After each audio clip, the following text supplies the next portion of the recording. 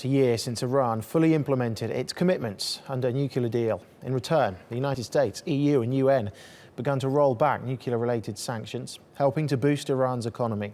But other sanctions remain. Many of those have been in place since the 1979 hostage crisis.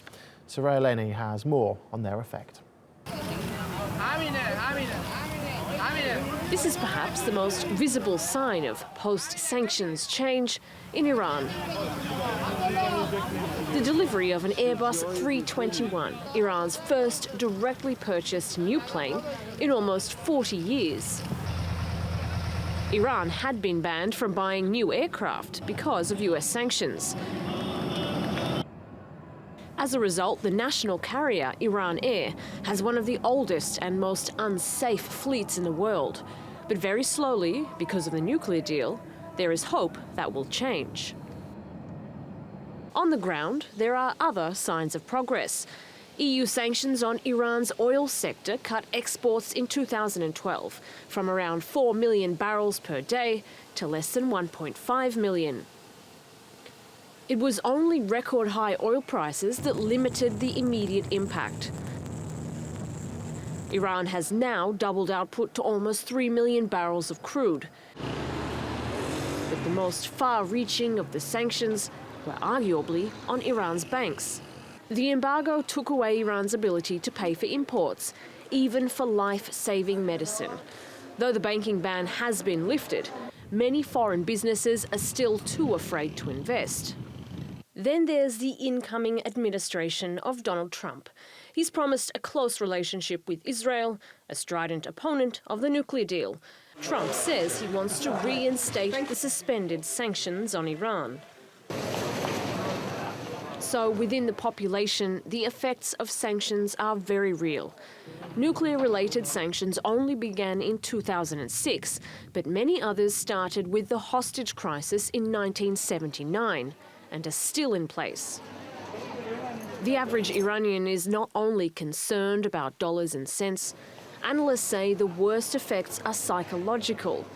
And that's why it will take more than a few deals to lift the damage that's been done. Well, for more on this, Soraya joins us now in the studio. Good to see you, thank you for coming in.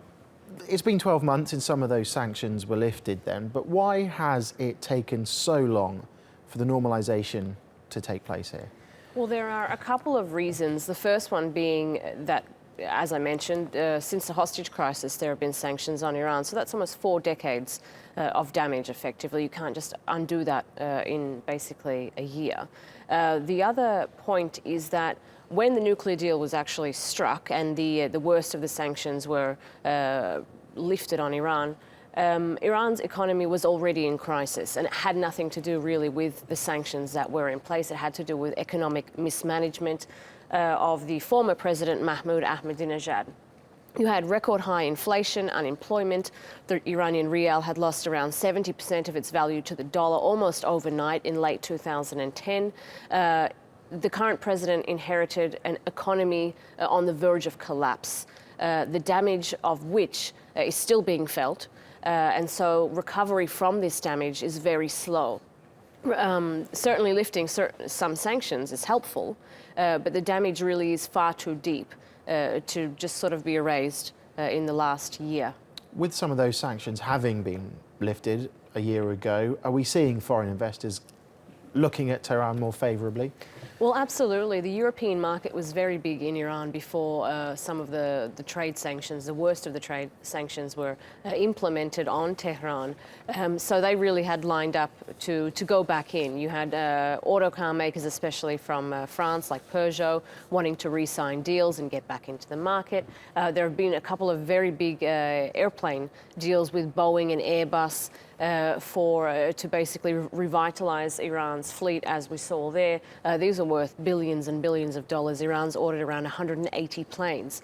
So we've seen these people line up, but there is a complicating factor with sanctions that are still in place, non-nuclear related sanctions, and also domestic sanctions in the United States, in that if you're a US business, you still need a waiver effectively to do business in Iran, which is one of the reasons why we've seen Airbus make a delivery already of a plane, even though that deal was only finalized in December. Meanwhile, we have Boeing that has a deal with Iran, but they won't probably deliver a plane until 2018. OK, Soraya, thank you very much for the insight.